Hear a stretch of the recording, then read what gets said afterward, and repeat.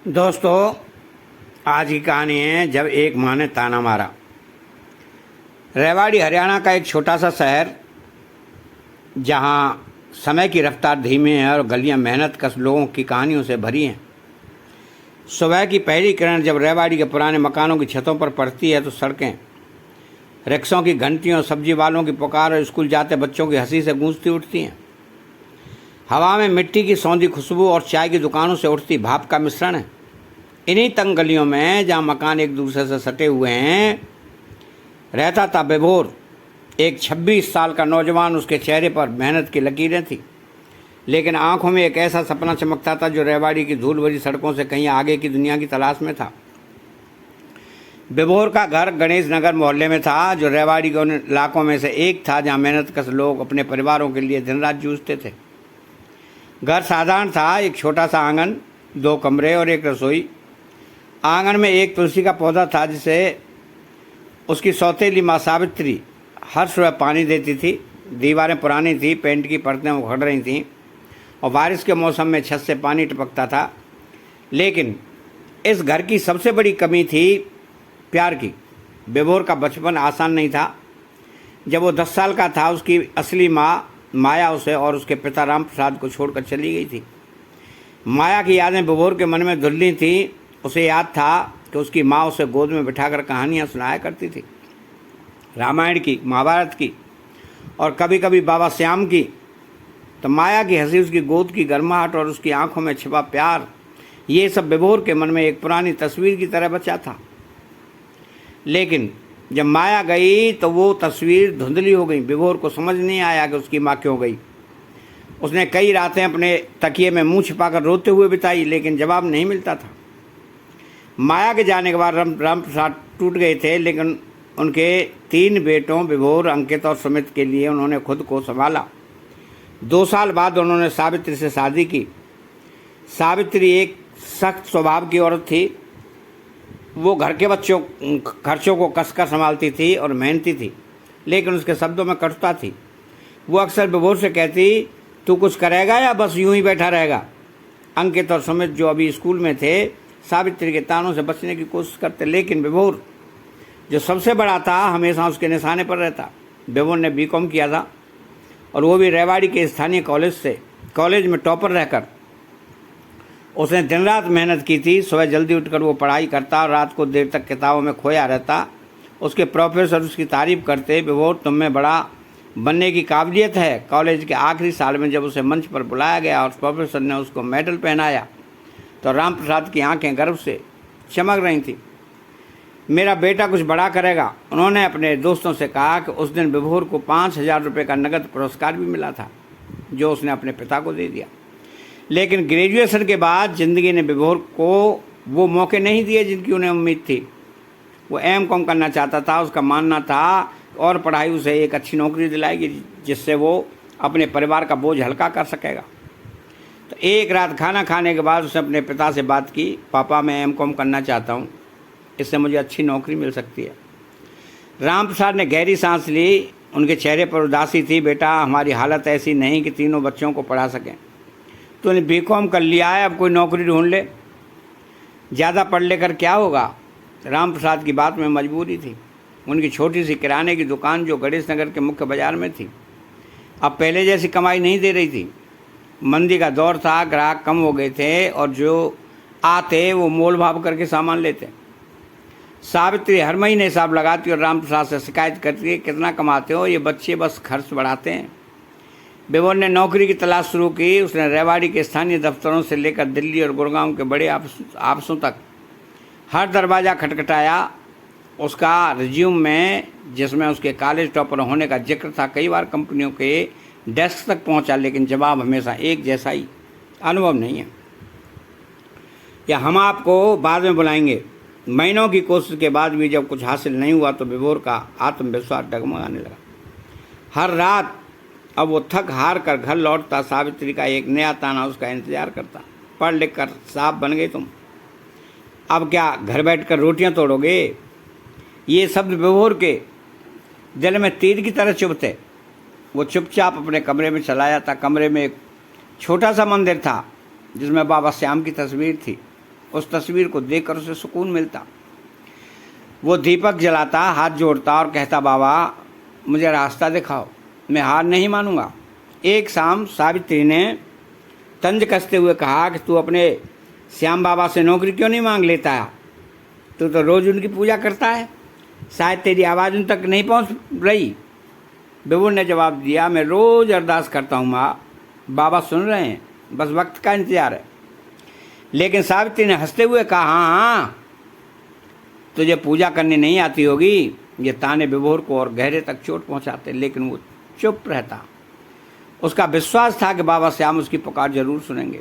विभोर का कमरा छोटा सा था, लेकिन उसकी दुनिया का केंद्र था एक पुरानी लकड़ी की अलमारी थी, जिसमें उसके कॉलेज के सर्टिफिकेट और मेडल्स धूल खा रहे थे।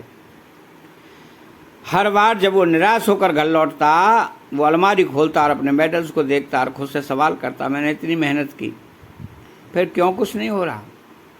लेकिन जवाब सिर्फ सन्नाटा होता। कमरे की दीवार पर एक पुराना कैलेंडर टंगा था, जिस पर श्याम बाबा की तस्वीर थी। उस तस्वीर के सामने एक छोटा सा दीपक जलता था, जो विभोर की आस्था का प्रतीक था। सावित्री का व्यवहार दिन ब दिन कठोर होता जा रहा था। वो अक्सर कहती कि तू बड़ा हो गया है विभोर, अब घर का बोझ उठाना चाहिए। विभोर समझता था कि सावित्री की बातों में कहीं न कहीं परिवार की चिंता थी, लेकिन उसके ताने उसे अंदर तक तोड़ रहे थे। अंकित और सुमित, जो 16 और 14 साल के थे, अपनी पढ़ाई में मस्त रहते थे। अंकित को गणित में रुचि थी और वो इंजीनियर बनने का सपना देखता था। सुमित को क्रिकेट पसंद था और वो अपने स्कूल की क्रिकेट टीम का स्टार खिलाड़ी था, लेकिन उसकी स्कूल की फीस और किताबों का खर्च बढ़ता जा रहा था। रामप्रसाद की दुकान से इतनी कमाई नहीं हो रही थी कि तीनों बच्चों की ज़रूरतें पूरी हो सकें। एक रात खाना खाने के बाद सावित्री ने हिसाब की किताब खोली और रामप्रसाद से कहा कि इस महीने फिर से खर्च ज़्यादा हो गया। स्कूल की फीस, किताबें और घर का राशन, सब कुछ बढ़ रहा है। तुम्हारी दुकान से कितना आएगा? रामप्रसाद चुप रहे, उनकी आंखों में थकान थी। उन्होंने सिर्फ इतना कहा कि मैं कोशिश कर रहा हूँ। विभोर ने उस रात अपने पिता से कहा, पापा मैं एम.कॉम नहीं करूँगा, लेकिन अंकित और सुमित की पढ़ाई नहीं रुकनी चाहिए। मैं कुछ न कुछ करूँगा, लेकिन इनका भविष्य बनाऊँगा। रामप्रसाद ने अपने बेटे की आंखों में देखा। उनकी आंखों में गर्व था, लेकिन साथ ही एक मजबूरी भी थी। बेटा, मैंने तुम तीनों के लिए बहुत कोशिश की, लेकिन जब अब मेरी कमाई कम पड़ रही है। सावित्री, जो पास में बैठी थी, ने तंज कसते हुए कहा कि पढ़ाई बहुत ज़रूरी है ना? देख, तू तो पढ़ लिख कर बड़ा साहब बन गया। विभोर ने जवाब नहीं दिया, तो चुपचाप उठा और अपने कमरे में चला गया। उसने बाबा श्याम की तस्वीर के सामने दीपक जलाया और कहा, बाबा मेरे भाइयों का भविष्य बनाना, मुझे ताकत दो। सावित्री ने एक दिन सुझाव दिया, क्यों न विभोर की शादी करा दें, एक अच्छा रिश्ता मिल रहा, लड़की का परिवार ठीक ठाक है और शायद कुछ मदद भी हो जाए। ये सुनकर विभोर का खून खोल उठा। उसने साफ कहा, मैं शादी नहीं करूँगा माँ, और अगर आप किसी लड़की को देखकर हाँ कह रही हैं तो मैं उसकी तरफ से एक पैसा नहीं लूँगा। मैं ऐसा नहीं हूँ।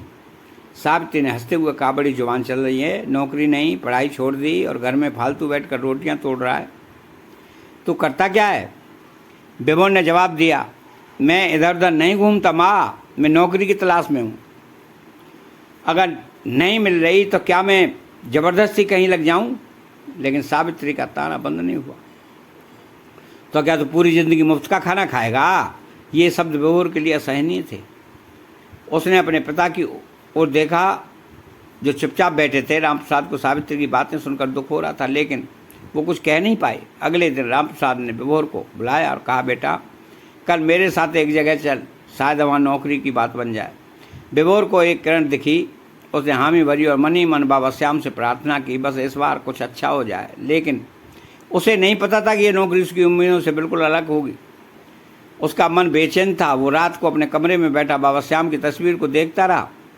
बाबा मुझे हिम्मत देना, मैं अपने परिवार के लिए कुछ करना चाहता हूँ। उसकी आंखें नम थीं, लेकिन मन में एक जिद थी, वो हार नहीं मानेगा। अगली सुबह विभोर अपने पिता के साथ घर से निकला। गणेश नगर की तंग गलियाँ सुबह की चहल पहल से भरी थीं। सड़क किनारे चाय की दुकान पर लोग अखबार पढ़ रहे थे और स्कूल की वैन बच्चों को लेने के लिए हारन बजा रही थी। लेकिन विभोर का मन भारी था। उसे उम्मीद थी कि आज का दिन उसकी ज़िंदगी में कुछ नया लाएगा। सावित्री ने दरवाजे पर खड़े होकर ताना मारा, नौकरी मिले तो ही घर वापस आना, वरना कहीं कमरा ढूंढ ले, मैं मुफ्त की रोटियां नहीं खिलाऊंगी। बेबो ने चुपचाप सिर झुकाया, हाथ जोड़े और कहा, जय श्री राम। उसकी आंखें नम थी, लेकिन मन में एक जिद थी कि वो अपने परिवार के लिए कुछ कर दिखाएगा। रास्ते में राम प्रसाद और विभोर पैदल चल रहे थे। विभोर ने अपने पिता से पूछा, पापा ये नौकरी किस जगह है? कोई फैक्ट्री है? राम प्रसाद ने एक पल रुक कर कहा, बेटा फैक्ट्री नहीं है, ड्राइवरी का काम है। विभोर का दिल बैठ गया। पापा मैं तो अकाउंट्स में कॉलेज का टॉपर हूँ, मैं ड्राइविंग कैसे कर सकता हूँ? उसने निराशा भरे लहजे में कहा। राम प्रसाद ने गहरी सांस ली और बोले, बेटा मैं तुम्हारी मेहनत को जानता हूँ, लेकिन दुनिया कुछ और है। ये मेडल सर्टिफिकेट ये सब अच्छे हैं, लेकिन नौकरी तो चाहिए ना। विभोर ने कहा, पापा मुझे लगता था कि आप मेरे साथ हैं, लेकिन अगर आप भी मुझे बोझ समझते हैं तो ठीक है। राम प्रसाद ने गंभीर होकर कहा, बेटा मेरी कमाई है वो घर नहीं चला सकती, या तो ये ड्राइवरी का काम कर ले या फिर घर छोड़ दे। ये शब्द विभोर के लिए बिजली का झटका थे। उसने सोचा, क्या मैं वाकई बोझ हूँ? उसका मन टूट रहा था, लेकिन उसने फैसला किया कि वो ड्राइवरी करेगा। वो अपने भाइयों के लिए, अपने पिता के लिए और अपने सपनों के लिए लड़ेगा। वे एक छोटे से गैरेज में पहुंचे जहां राम प्रसाद के पुराने दोस्त सुरेश एक टैक्सी सर्विस चलाते थे। सुरेश ने विभोर को देखा और मुस्कुराते हुए कहा, राम प्रसाद ये तेरा बेटा है, बिल्कुल तुझ पर गया है। उन्होंने विभोर को एक पुरानी मारुति स्विफ्ट सौंप दी। गाड़ी पुरानी थी लेकिन ठीक ठाक हालत में थी। नौकरी 15,000 रुपये थी और गाड़ी गुड़गांव और रेवाड़ी के बीच चलानी थी। तो विभोर ने गाड़ी के डैशबोर्ड पर बाबा श्याम की एक छोटी सी तस्वीर लगाई। वो तस्वीर उसका सहारा थी। उसने कभी खाटू श्याम दरबार नहीं देखा था, लेकिन उसकी आस्था अटल थी। पहले दिन जब वो गाड़ी लेकर सड़क पर निकला तो उसे अजीब सा लगा। वो जो अकाउंट्स की किताबों में खोया रहता था, आज स्टीयरिंग थामे हुए था। सवारियां बुक होती थीं, कोई ऑफिस जा रहा था, कोई बाजार, कोई रिश्तेदार के घर। विभोर हर सवारी को मुस्कुराहट के साथ ले जाता, लेकिन मन में एक खालीपन था। वो सोचता, क्या यही मेरी ज़िंदगी है? रेवाड़ी से गुड़गांव का रास्ता लंबा था। हाईवे पर गाड़ियां तेजी से दौड़ती थीं और विभोर को हर पल सतर्क रहना पड़ता। सवारियों की बातें सुनकर उसे दुनिया की रंगीनियाँ दिखती। कोई अपने बॉस की शिकायत करता है, कोई अपने बच्चों की तारीफ, लेकिन विभोर चुप रहता। उसका मन अपने भाइयों के भविष्य में उलझा हुआ था। शाम को जब वो घर लौटता तो सावित्री का ताना उसका इंतजार करता, कितना कमाया आज? ये गाड़ी चलाने से क्या घर चलेगा? विभोर चुप रहता। वो अपनी कमाई का कुछ हिस्सा पिता को देता, बाकी बचाता। उसका एकमात्र लक्ष्य था अंकित और सुमित की पढ़ाई को जारी रखना। 3 महीने बीत गए। विभोर की ज़िंदगी अब एक रूटीन बन चुकी थी। सुबह की पहली बुकिंग से लेकर रात की आखिरी सवारी तक वो सड़कों पर दौड़ता रहता। उसकी कमाई से अंकित और सुमित की स्कूल की फीस भरी जाती और कुछ पैसे वो बचा लेता, लेकिन घर में ताने कम नहीं हुए। लेकिन विभोर चुप रहता। वो जानता था कि जवाब देने से बात और बिगड़ेगी। एक सुबह जब वो अपनी गाड़ी की सफाई कर रहा था, उसे एक बुकिंग मिली। सवारी एक परिवार था, एक बुजुर्ग दंपत्ति और उनकी बेटी। बुजुर्ग ने फ़ोन पर कहा कि हमें खाटू श्याम दरबार जाना है, चलेंगे? विभोर ने पूछा, वो कहाँ हैं? तो बुजुर्ग ने हंसते हुए कहा, अरे हम बता देंगे, तुम चलो। विभोर ने गाड़ी स्टार्ट की और परिवार को उनके घर से लेने पहुंचा। बुजुर्ग दंपत्ति उससे बड़े प्यार से मिले। उनकी बेटी नेहा शांत स्वभाव की थी। शर्मा जी ने कहा कि बेटा, हम हर साल बाबा श्याम के दर्शन करने जाते हैं, इस बार नेहा भी साथ है। विभोर ने मुस्कुराकर हामी भरी। रास्ते में शर्मा जी ने श्याम बाबा की कहानियाँ सुनाई। बेटा, बाबा श्याम हर वक्त भक्त की पुकार सुनते हैं, बस सच्चे मन से अरदास करो। विभोर चुपचाप सुनता रहा। उसने गाड़ी के डैशबोर्ड पर लगी बाबा श्याम की तस्वीर की ओर देखा और मन ही मन कहा, बाबा आज मैं आपके दरबार आ रहा हूँ, मेरी सुन लो। खाटू श्याम दरबार पहुँचने पर मंदिर के बाहर जय श्री श्याम की गूंज सुनकर विभोर की आंखें नम हो गईं। मंदिर का परिसर भक्तों से भरा था। हवा में अगरबत्तियों की खुशबू और भजनों की धुन, मधुर धुन थी। विभोर ने गाड़ी में लगी बाबा श्याम की तस्वीर को देखकर बोला, श्याम क्या मैं तुम्हारे ही मंदिर आ गया? उसने शर्मा जी से पूछा, क्या मैं भी दर्शन कर सकता हूँ? शर्मा जी ने मुस्कुराते हुए कहा, अरे ये कोई पूछने की बात है, बाबा सबके हैं, चलो। तो विभोर ने गाड़ी पार्क की और परिवार के साथ मंदिर की ओर बढ़ा। लाइन में खड़े होने से पहले उसने अपने जूते उतारे और मन ही मन बाबा से बात की कि बाबा मैं पहली बार आपके सामने आया हूँ, मेरे परिवार को संभाल लेना। तो मंदिर के भीतर बाबा श्याम की मूर्ति को देखकर उसका मन शांत हो गया। मूर्ति की आंखों में एक ऐसी चमक थी कि मानो बाबा उससे कह रहे हों कि बेटा मैं तेरे साथ हूँ। विभोर ने हाथ जोड़े और अरदास लगाई, बाबा मुझे अपने भाइयों का भविष्य बनाना है, पापा का साथ देना है और माँ के मन में मेरे लिए थोड़ा प्यार डाल दो। मैं हर महीने आपके दर्शन करने आऊँगा। दर्शन के बाद उसने फैसला किया कि वो अब सवारी से पैसे नहीं लेगा, ये मेरा बाबा को तोहफा है। उसने सोचा, जब उसने शर्मा जी को ये बताया तो उसकी आंखें भर आईं। बेटा तू बड़ा नेक इंसान है। उन्होंने कहा, नेहा ने भी मुस्कुरा कर कहा, आप जैसे लोग कम ही मिलते हैं। विभोर की आंखों में आंसू थे लेकिन मन में एक अजीब सा सुकून था। उसे लगा कि बाबा ने उसकी अरदास सुन ली है। खाटू श्याम दरबार से लौटते वक्त विभोर का मन हल्का था। रात का समय था और हाईवे पर उसकी गाड़ी तेजी से दौड़ रही थी। शर्मा जी और उसका परिवार पीछे की सीट पर बैठे बाबा श्याम के भजनों की बातें कर रहे थे। विभोर चुपचाप गाड़ी चलाता रहा लेकिन उसका मन अभी भी मंदिर की उस शांति में खोया था। अचानक उसकी नजर गाड़ी सड़क किनारे रुकी एक गाड़ी पर पड़ी। गाड़ी का बोनट खुला था और उस पर बाबा श्याम का लाल ध्वज लहरा रहा था। एक व्यक्ति गाड़ी के इंजन को देखने की कोशिश कर रहा था। विभोर ने अपनी सवारी से पूछा, शर्मा जी क्या मैं उनकी मदद कर सकता हूँ? तो शर्मा जी ने कहा, हाँ हाँ तुम ड्राइवर हो, कुछ तो जानते ही होंगे। विभोर ने गाड़ी साइड में रोकी और उस व्यक्ति के पास गया। उसने कहा, जय श्री श्याम। उस व्यक्ति ने भी जवाब दिया, जय श्री श्याम। बेटा गाड़ी बंद हो गई, कुछ समझ नहीं आ रहा। व्यक्ति की उम्र करीब 50 साल थी। वो साधारण कपड़ों में थे लेकिन उनकी बातों में से लगता था कि वो किसी अच्छे पद पर हैं। गाड़ी में एक महिला भी थी, वो जो शायद उनकी पत्नी थी। विभोर ने गाड़ी की जांच शुरू की। उसे गाड़ियों की ज़्यादा समझ नहीं थी लेकिन ड्राइवरी के इन 3 महीनों में उसने कुछ छोटी मोटी समस्याएं ठीक करना सीख लिया था। उसने टॉर्च की रोशनी में इंजन को देखा और कुछ तारों को चेक किया। तकरीबन 20 मिनट की मेहनत के बाद गाड़ी स्टार्ट हो गई। वो व्यक्ति जिसका नाम तरुण था बहुत खुश हुआ। बेटा तूने बड़ी मदद की। उन्होंने विभोर से पूछा, तू करता क्या है? विभोर ने शर्मा जी की ओर देखा जो मुस्करा रहे थे। उसने कहा, जी मैं टैक्सी चलाता हूँ लेकिन मैंने बीकॉम किया है और अकाउंट्स में कॉलेज टॉपर था। तरुण ने उसकी बात ध्यान से सुनी। अकाउंट्स में टॉपर, टैक्सी क्यों चला रहा है? विभोर ने हल्के से मुस्कुराते हुए कहा कि जी नौकरी नहीं मिली, घर की जिम्मेदारियां हैं तो ये काम शुरू किया। तरुण ने अपनी जेब से एक बिजनेस कार्ड निकाला और कहा, बेटा तू अकाउंट्स में इतना अच्छा है तो मुझसे मिल, मैं एक फैक्ट्री चलाता हूँ, शायद तेरे लिए कुछ काम हो। विभोर ने कार्ड लिया और जय श्री श्याम कहकर विदा हो गया। उसे नहीं पता था कि यह मुलाकात उसकी ज़िंदगी बदल देगी। जब वो अपनी गाड़ी में वापस बैठा तो शर्मा जी ने कहा कि बेटा तूने आज श्याम बाबा का काम किया है, देखना श्याम तुझे जरूर कुछ देंगे। विभोर ने मुस्कुरा कर हामी भरी लेकिन उसका मन उस कार्ड पर अटक गया था। रात को जब पहुंचकर उसने कार्ड को अपने कमरे में बाबा श्याम की तस्वीर के पास रखा। उसके मन ही मन पूछा कि बाबा क्या यह आपका इशारा है? उसकी आंखों में एक नई उम्मीद जागी थी। खाटू श्याम दरबार की यात्रा के बाद विभोर का मन हल्का था लेकिन घर की स्थिति वही थी। सावित्री के ताने और परिवार की आर्थिक तंगी उसे हर पल सताती। तो एक दिन उसने फैसला किया कि वो तरुण से मिलकर देखेगा। उसने अपने मालिक सुरेश से एक दिन की छुट्टी मांगी। सुरेश ने हंसते हुए कहा, विभोर तूने तो कभी छुट्टी नहीं ली, जा लेकिन जल्दी वापस आना।